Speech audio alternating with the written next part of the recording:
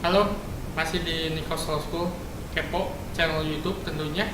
Bersama saya Ronald, CEO dari www.kepo.tv. Dan tentu saja bersama dengan Bung Niko, pakar hukum kita.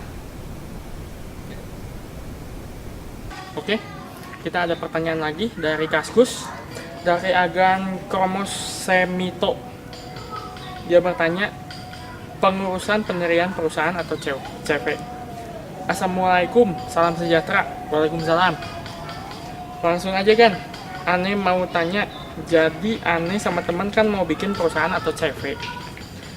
Cuma Ane berdua masih buta soal pengurusannya. Nah, kira-kira dokumen apa aja yang dibutuhkan? Langkah-langkah apa aja? Berapa besar dana yang dibutuhkan? Baik notaris, kelurahan, atau kecamatan, dan pengadilan negeri. Makasih sebelumnya. Sama-sama. Terima kasih untuk pertanyaannya dari Agan Kromo Semito mengenai pendirian perusahaan atau dalam hal ini CV.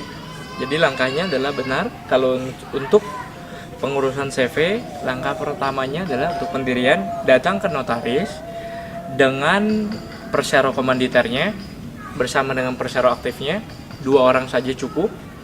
Kemudian datang ke notaris, siapkan nama. Sebelum datang ke notaris, siapkan nama CV-nya. Kemudian mau bergerak di bidang apa CV-nya. Untuk CV, bidang usahanya masih dibuka untuk umum dan seluas-luasnya. Terkecuali ingin melakukan kegiatan-kegiatan usaha yang bidang usahanya khusus seperti leasing, perhotelan, itu harus khusus. Kalau misalnya bergeraknya di bidang perdagangan dan jasa, itu umum, bisa dibuat seluas-luasnya, disebutkan di maksud tujuannya. Kemudian nama CV-nya, alamat CV-nya harus dipersiapkan di mana. Kemudian setelah itu datang ke notaris untuk pendirian dan penandatanganan dari CV tersebut. Kemudian setelah itu, dokumen yang harus agen persiapkan adalah fotokopi KTP dan fotokopi NPWP dari persero komanditer dan persero aktifnya. Kemudian setelah itu, agen langsung ke kelurahan untuk mengurus SKDP atau surat keterangan domisili perusahaan dari CV tersebut, dengan persyaratannya adalah fotokopi akta notaris, kemudian PBB 2014 jika memang tanah yang akan berdiri itu adalah lokasinya punya sendiri, PBB dan fotokopi sertifikat. Kalau misalnya sewa, fotokopi perjanjian sewa cukup.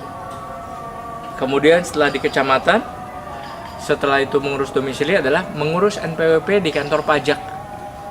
Kantor pajak yang lokasi domisilinya sesuai domisili usaha, di mana usaha tersebut dilakukan, membuat NPWP. Setelah membuat NPWP persyaratannya adalah fotokopi akta perusahaan, fotokopi KTP dari si persero aktif dan persero komanditer, kemudian fotokopi NPWP dari kedua orang tersebut, persero aktif dan persero komanditer, kemudian ke NPWP jadi. Setelah NPWP selesai, kemudian dibawalah ke pengadilan negeri.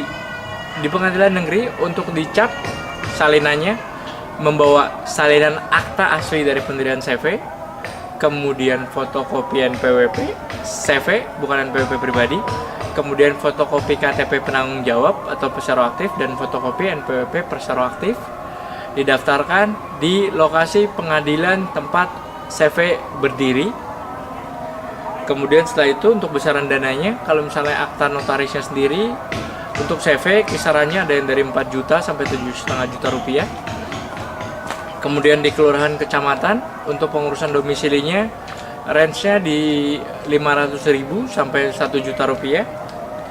Dan di pengadilan negeri, untuk di pengadilan negeri ini berbeda-beda untuk skup dan cakupan wilayahnya, berapa nominalnya itu berbeda-beda. Range-nya kalau kita sebutkan range-nya antara sekitar 250.000 sampai 750.000 rupiah.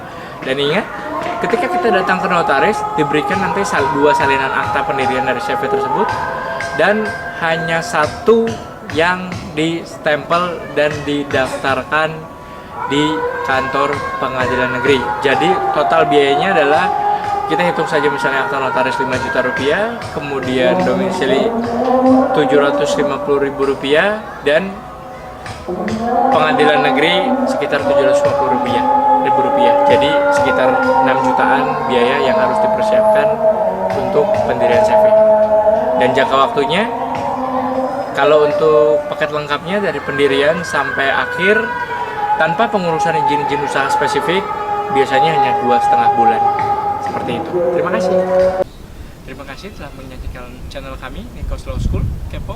Semoga dapat membantu dan mencerahkan. Dan jika ada pertanyaan lainnya seputar hukum, dapat mengirimkannya kepada kami.